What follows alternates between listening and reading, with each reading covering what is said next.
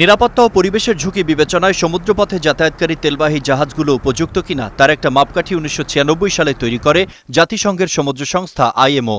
সংস্থাটির নির্দেশনা অনুযায়ী বিশ্বের তেলবাহী জাহাজগুলোর উপযুক্ততা নির্ণয় করে সনদ প্রদান করে লন্ডন ভিত্তিক international association of classification society IACS.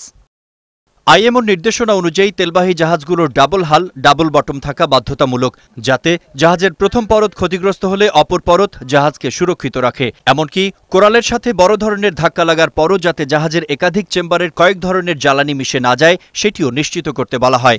IMO সনদে স্বাক্ষরকারী দেশ হিসেবে বাংলাদেশে এসব দেখভাল করার কথা সমুদ্র পরিবহন অধিদপ্তরের, কিন্তু সংস্থাটি তার দায়িত্ব ঠিকমতো পালন করছে না বলে অভিযোগ করেছে তেলবাহী ট্যাঙ্কার মালিকদের একটি সংগঠন বিপিটিওএ।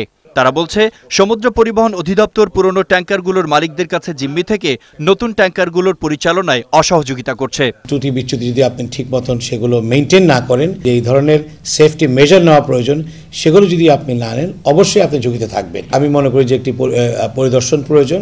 আমরা আশা করব যে কর্তৃপক্ষ ওনারা যথাযথ উদ্যোগ নেবেন। নৌপরিবহন মন্ত্রী শাহজাহান খান জানালেন, সময়ের চাহিদায় এসব জাহাজের বিষয়ে সিদ্ধান্ত নেওয়া জরুরি হয়ে পড়েছে।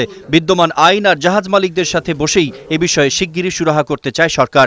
যারা নতুন অয়েল ট্যাঙ্কার নির্মাণ করেছে এবং পুরনো অয়েল ট্যাঙ্কারের মালিক, এদের মধ্যে একটা অসম প্রতিযোগিতা ব্যবসার ক্ষেত্রে থাকার কারণে আমরা উভয়কে নিয়ে একটা কমিটি করে দিয়েছিলাম। কিন্তু আমরা যেটা লক্ষ্য করছি সেটা হলো পুরনো জাহাজ মালিক যারা, তারা এটার সঙ্গে একমত।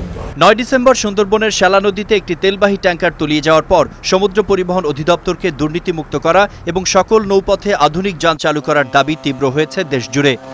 মিঠুন মোস্তাফিজ, বৈশাখী নিউজ, ঢাকা।